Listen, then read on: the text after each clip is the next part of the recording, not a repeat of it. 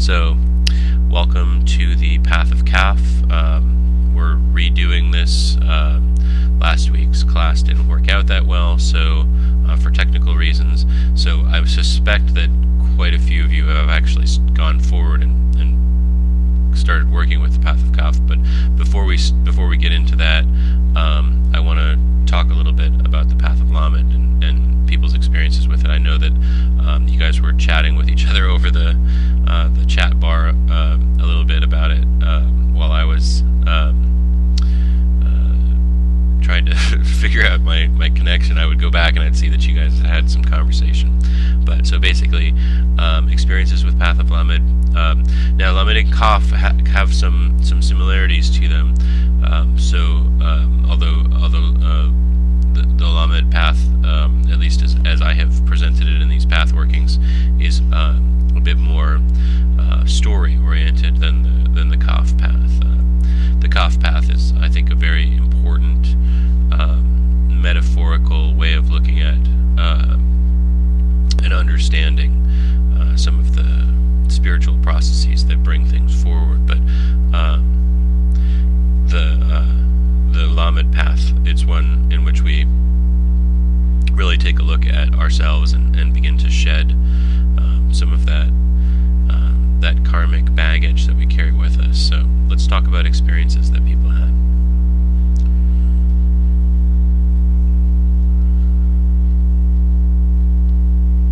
Meanwhile, I'm going to take a look through my decks. I'm at a coffee shop. I managed to bring a couple of tarot decks with me so I can get the Wheel of Fortune card out.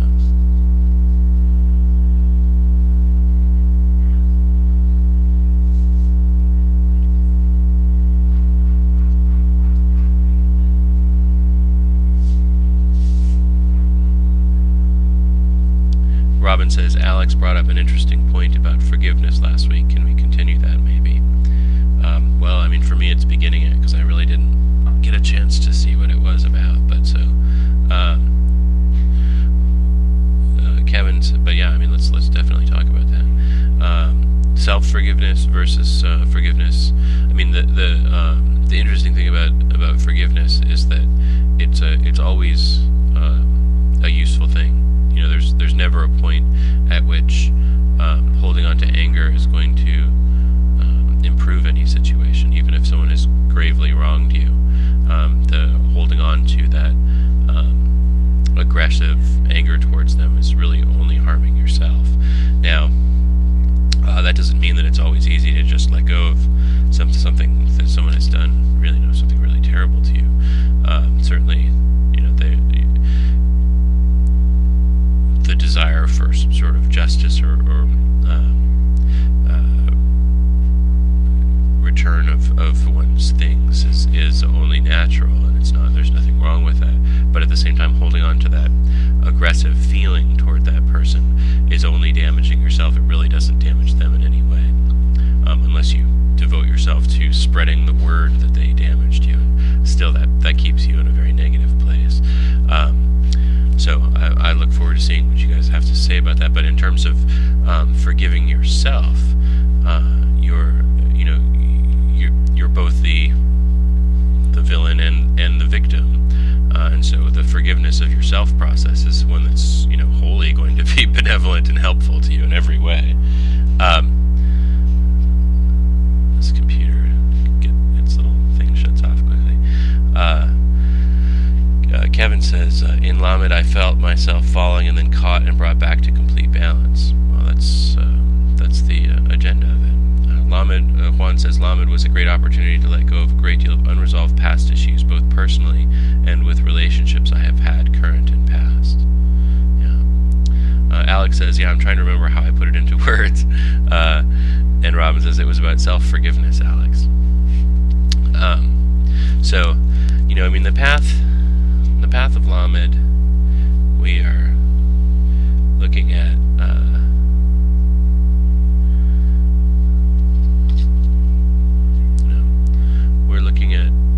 justice, and sometimes there's a price to pay for the actions that we engage in our lives. Like, for instance, I didn't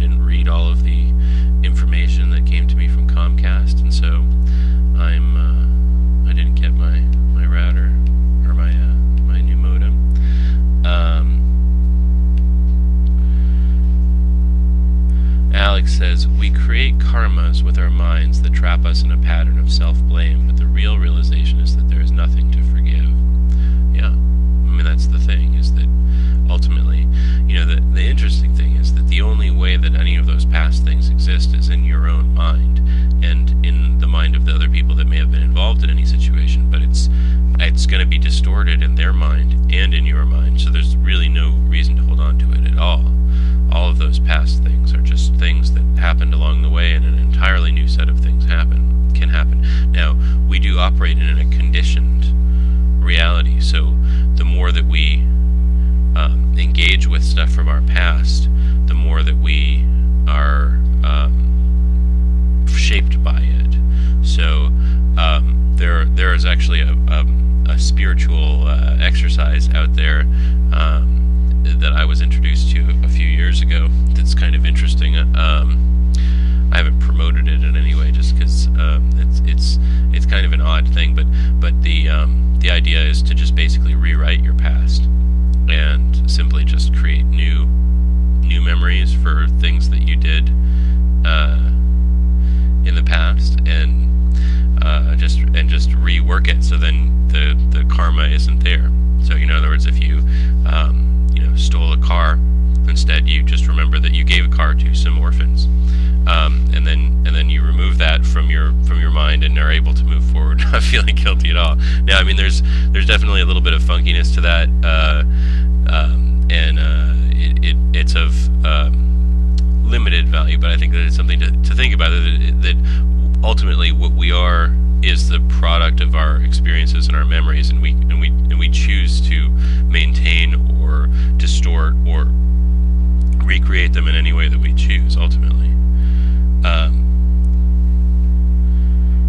And so Alex says, and that's just a restatement of what the Pathworking itself says. The recording basically does tell you to forgive yourself, and that there's nothing really particularly to forgive.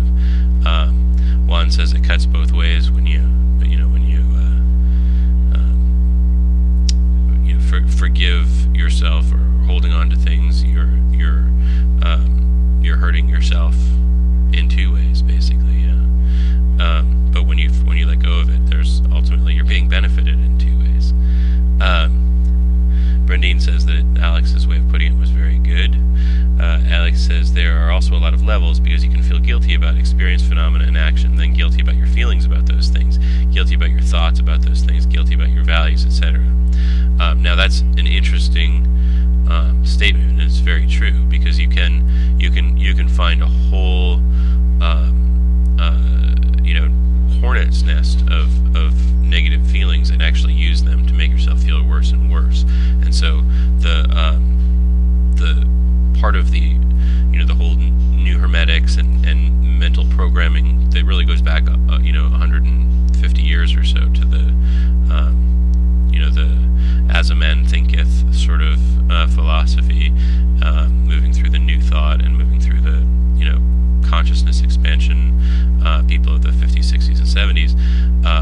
The idea is that what we need to do, if yes, we do have that constellation of different feelings. You can feel guilty about the fact that you aren't taking as much control of your life as you want, and you can engage in that as much as you want, but it doesn't actually serve any purpose whatsoever. So as a conscious being, you need to grab the reins of that situation and say, I'm not going to allow that thought to be the one that rules in my mind. And we have limited power over our thoughts, because they aren't us. All sorts of thoughts run through people's minds, and if you pay attention, you think about quite a lot of bizarre things that don't really have anything to do with your life or anything. They're just thoughts. They're thought patterns that have been put into your brain by 100,000 years of human history, 1,000 years of our sort of present cultural, post-medieval cultural milieu, or I guess going all the way back to medieval, but that sort of like Christian culture in which we are indoctrinated from birth into this very limiting structure of what is right and wrong, and what we're allowed to do. All of these things have ourselves to approach reality. And on top of that, we don't necessarily notice all of the thoughts that we have. So the more conscious that you choose to be, the more you're going to be able to take the reins of those things. Now I'm going to take a look at the information feed here. Okay, so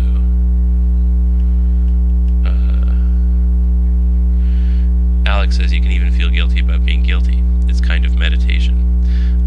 Robin says, with the feeling of nothing to forgive, there would be no feelings of guilt then, correct?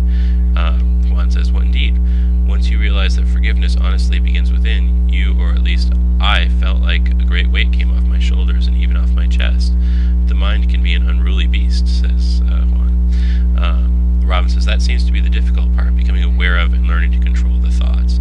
And let me just insert here that there's never going to be a point where you absolutely control thoughts, because, as I said, they're not really your own. They're part of our cultural heritage. The choice is which thoughts you allow to be commanding your consciousness. Are you going to allow thoughts about your negative attributes to be the ones that control the scenario, or are you going to instead program yourself to have positive ones that push you forward into new directions that are more useful for you? Those are really the choices that you have. You're still going to have negative thoughts come up. You're still going to have negative feelings arise in your consciousness. Those are just sort of a natural, organic reaction to environmental stresses and so forth. You're not going to escape those things. It's a question of whether they have traction and completely take hold of your organism, or whether you recognize them for what they are and keep your ship going in the way that you want to go. Alex says, I think it's like a dog, Juan. It can be trained with a firm but compassionate hand. Robin says, consistency also. Kevin says, forgiveness brought complete unity with all things, connected with complete infinity and unity. It was really cool. That's great. Yeah, each of these tools really at this point is guiding you towards that more fused and connected and interconnected sense of consciousness. Alex says, exactly, Robin. Brandine says, memories, I think is maybe the word that she's saying there. Memories, situations are all are a gift to be able to understand and touch others. Our pain is a gift to be able to touch another person. A lesson in compassion can create a workable attitude of into being a better than another. Of not being better than another. Juan says, Alex, absolutely, my brother. It's why I study so hard. I guess referring to the fact that you need a firm hand on your consciousness, and that, honestly, studying sacred writing, studying writers who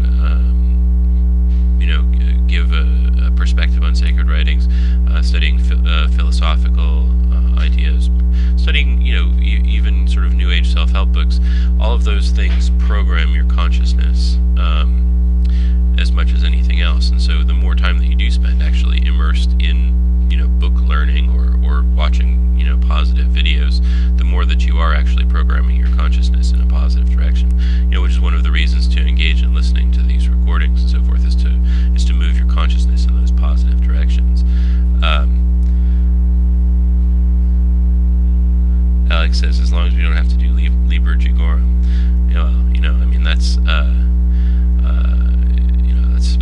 That's a specific a guy's particular idea of how to approach things, and some people, I suppose that it probably has some salutary effects. I don't know. I experimented with it at one point in my life, and I don't know that it actually added that much to my. I feel like to an extent there are two ways of handling an animal. One is with a stick, and the other is with positive attention. And I think Liber Jugorum leans towards. I'm sorry to be talking in jargon to people who don't know what that is, but programming your mind in a positive sense has essentially the same effect. And in fact, the most animal training research backs up the idea that hitting the animal to get them to do what you want isn't really the necessary to be firm. Juan says, studying the new hermetics and the many books by our teacher has helped tame the unruly beast that is the mind, at least mine. Introducing me to NLP has been of great benefit. Had to do it, LOL. That's Juan there. Sure, yeah, I mean, my books have some positive messages in them too. The thing is that my books are largely very technologically focused.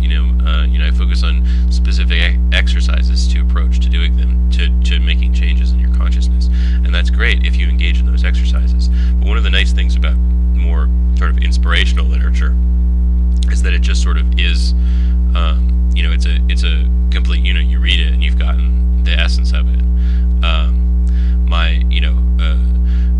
You've gotten that positive programming in your mind, and so one of the things that I try and do when I'm reading something is to really imagine that it might be true while I'm reading it, and not constantly challenge it. And I think that that's a meta program that I run in my brain naturally that I think has been useful for me in terms of growing. It helps me to identify those things which are going to be totally useless to me, and it also helps me to identify those things that are really going to positively impact my life. Because if you read something and you say, well, for now this is true, and sort of engage with the universe as if whatever you're reading is true, you discover whether that's like really a worldview that's going to be of any use to you very quickly. Because if you're reading a bunch of conspiracy literature that suggests that the world is a terrible place that you need to hide from, that's going to put you in a bad state of consciousness. And if you read literature that suggests that the universe is out to help you, and you start feeling like, wow, I really could make awesome things happen in my life because I know the universe is going to help me make it happen, you're going to take much more positive action in that direction.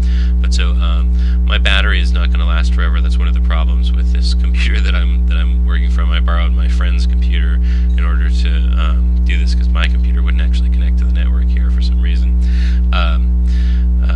unrelated to the other issues.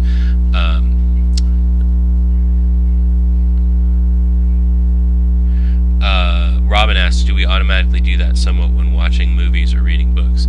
Absolutely. I mean, if you're suspending disbelief, that is the definition of that. But sometimes people, when they're reading non-fiction works, they don't suspend disbelief in the same way that they do when they're reading fiction. I guess reading non-fiction with the same kind of a mindset as reading fiction would be what I'm suggesting. Particularly when reading inspirational stuff. If you're going to read a lot of paranoid conspiracy theories, then you might want to keep the critic on board.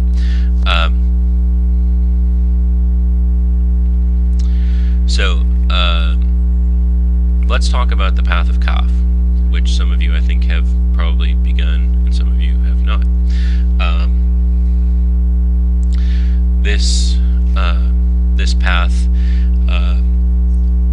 is taking us into Chesed.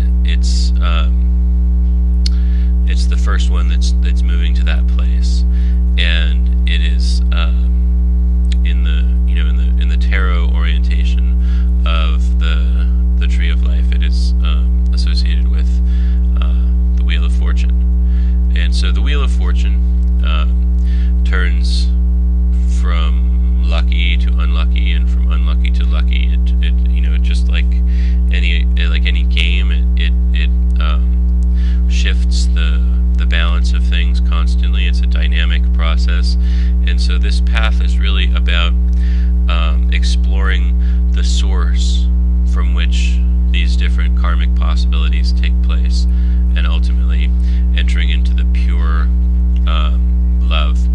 You're starting from Netzach, which is the sort of conditioned love, that feeling of bliss and ecstasy when we, connect with things, and that wonderful sense of just excitement and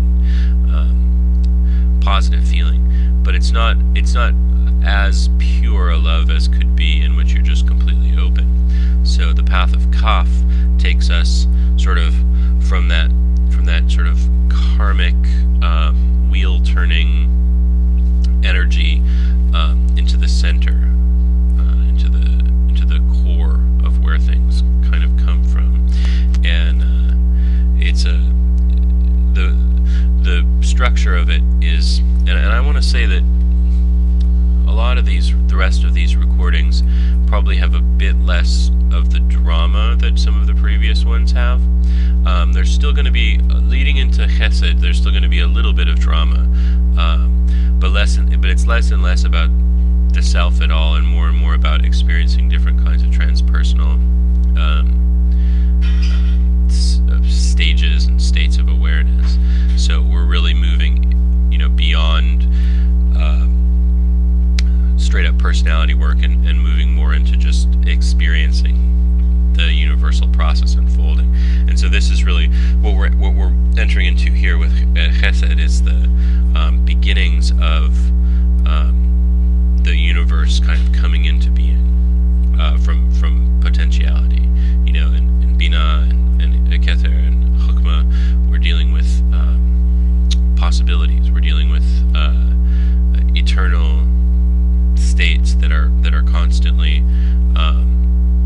coming into being in the lower universe, but that are eternal. Kevin says this is the path from Netzach to Chesed. Yes, that's what this path is. Juan, always ahead of the class here, says it was a very deep path, and that it felt like a study in the understanding of why I committed the many actions, both positive and negative, I indeed have in the past as well as current. However, the stunning part or surprising part was that it felt like a chance to change negative actions into a positive, and in doing so change the karmic effect or whiplash. Ideally, what I want you to experience, one, is a feeling that you can actually kind of step off the merry-go-round. There's a John Lennon song about the merry-go-round that I think is very apropos of this particular path, in which there's all this stuff going on, and the fame game, and he just had to sort of step off of it, and that's kind of what this path is about.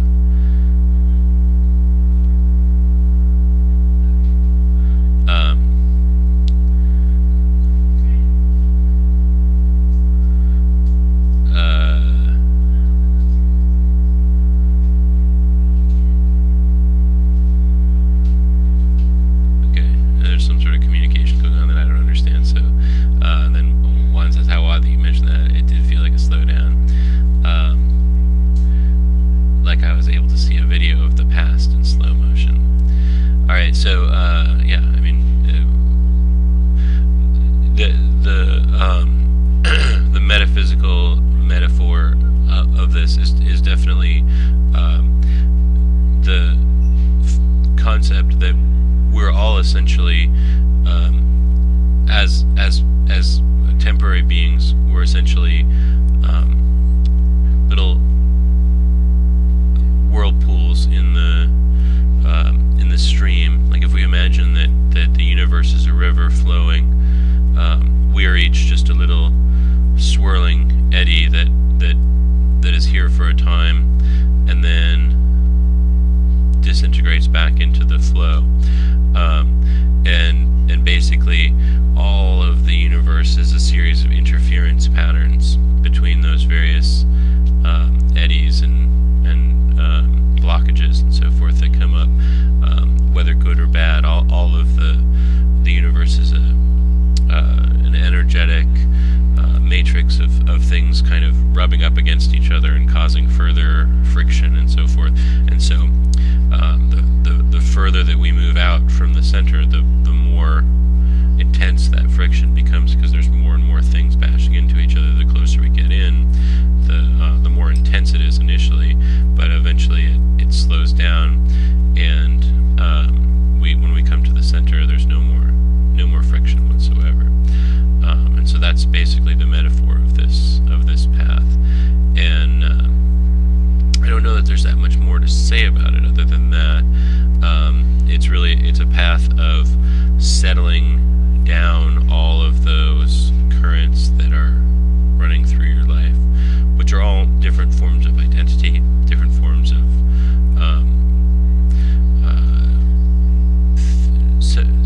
sensory lack. I need to have this happen in order for this to happen, in order for me to feel good or bad. There's someone who keeps popping in and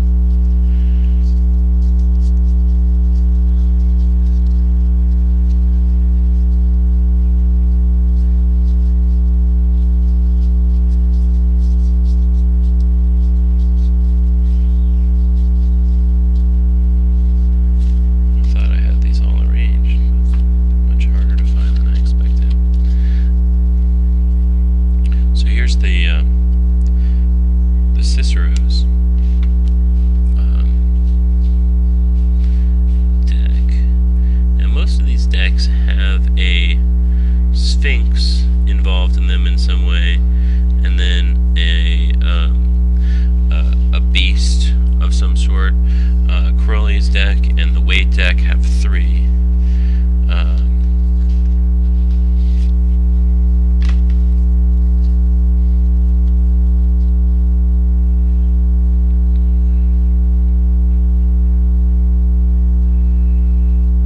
Someone is asking about what deck do you see it floating in? What deck do you see it suspended?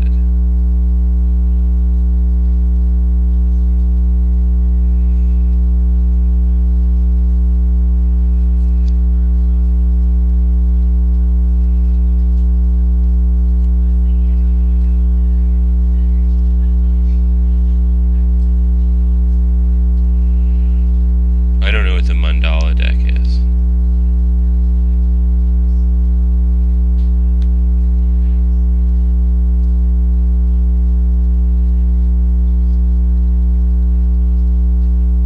Very sneaky little guy.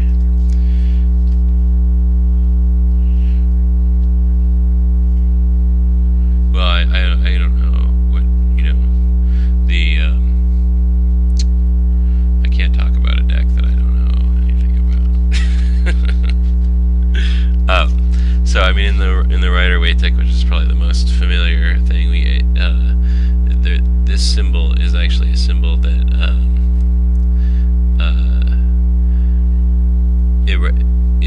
it's from Eliphas Levi's writings, and it's sort of his cosmic symbol for the tarot. And I don't really know why Waite put it there, but it's not present in any of the other decks. But it's kind of a neat symbol. It's got some alchemical imagery, and it's got the words, the word tarot and a wheel, and it's got the tetragrammaton on it. The Crowley deck has, I believe that's a 12-pointed thing, but I'm not sure. Let me take a look. 1, 2, 3, 4, 5, 6, 7, 8, 9. No, it's a 10-pointed thing.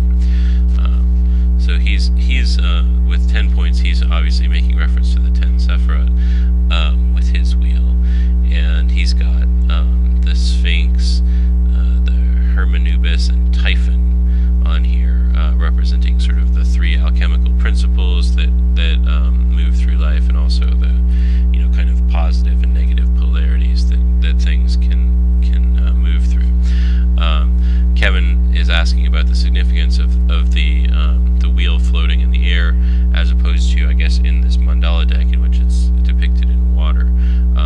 Both of those can be metaphors for eternity, depending on who you're talking to.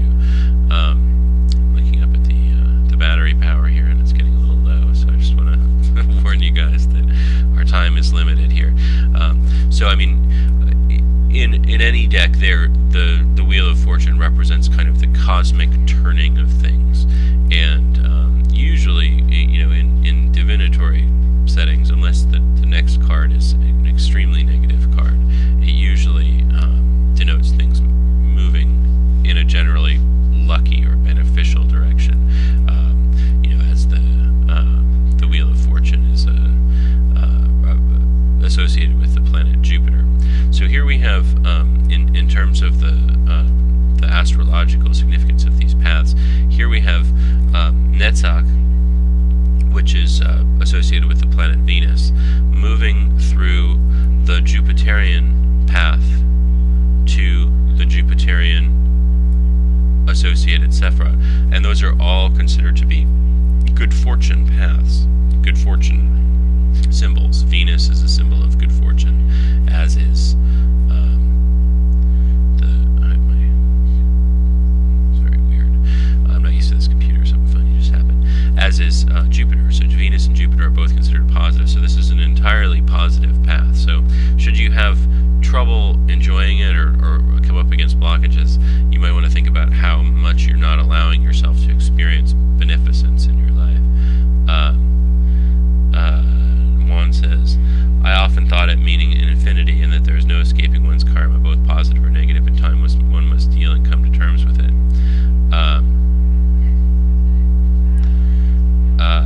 Brendine said someone mentioned us coming together and sending money to get your computer working better. I think that would be a nice idea to keep you working.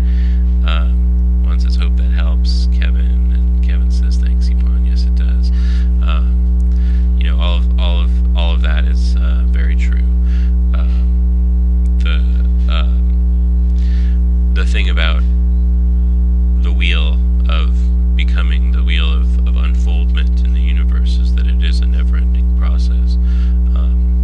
Perhaps at some point it will reverse itself, but at this time it is moving continuously outward and moving continuously into manifestation.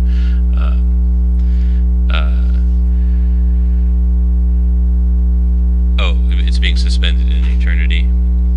Yeah, I mean, and so those symbols of water and air both represent indefinite and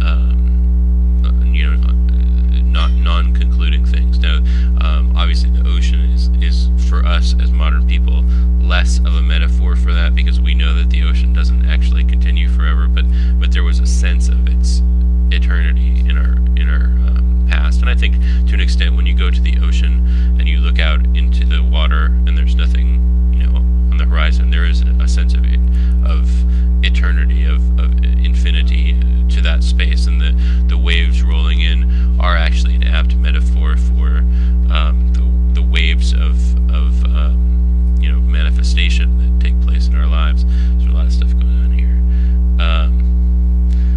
Alex is trying to get me donations. You guys are very sweet.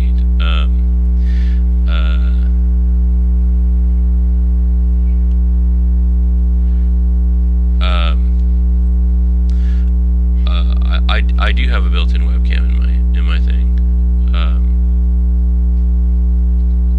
but Juan, if you wanna give me presents, I'm not gonna say no. So at any rate, the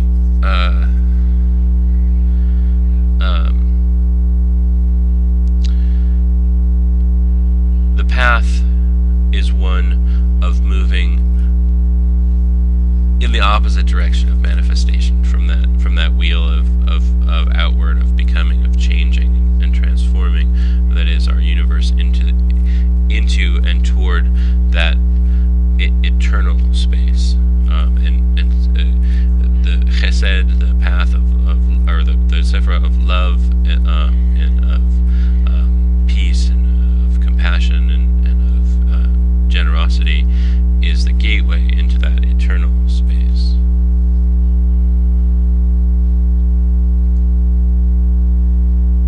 And so your work this time is moving really into a very mystical place.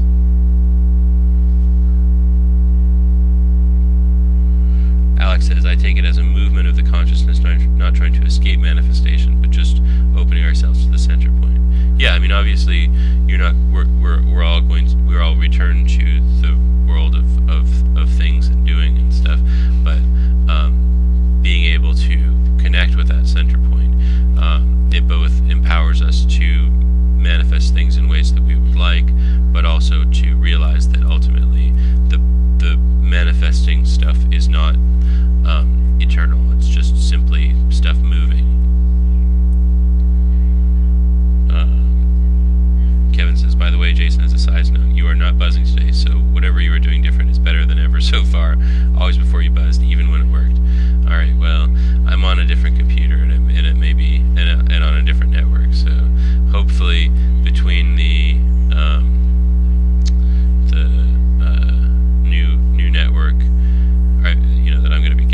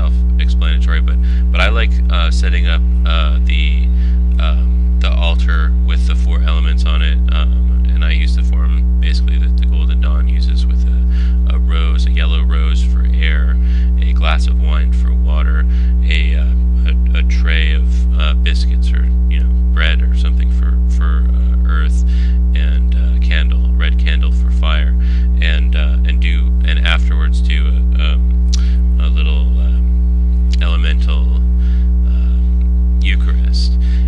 But other than that, it's very planetary, the focus of this particular one. I think at least a couple of you have done it before with me in the past, so it shouldn't be too strange. But so I'm basically I am going to be. Today's the 15th. I am probably going to have the next one on a Saturday as well, which would be the 29th. So I hope that's not going to pose any problems for you guys. But it's actually the only weekend day that's available for the rest of the month, just due to my people are coming into town and stuff, and I've got to work. So anyway, the Path of Kaph.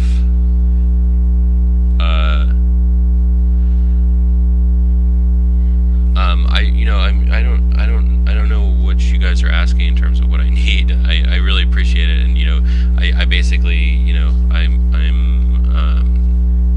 ticking along with the stuff that I have. It's okay. I do need to get a new router most likely, and that's probably going to cost, I don't know, around $100 or something like that. But so I love you guys. I really appreciate your great generosity. It's very apropos of the path that we're working on right now. So at any rate, so the plan for the 29th being the next class, and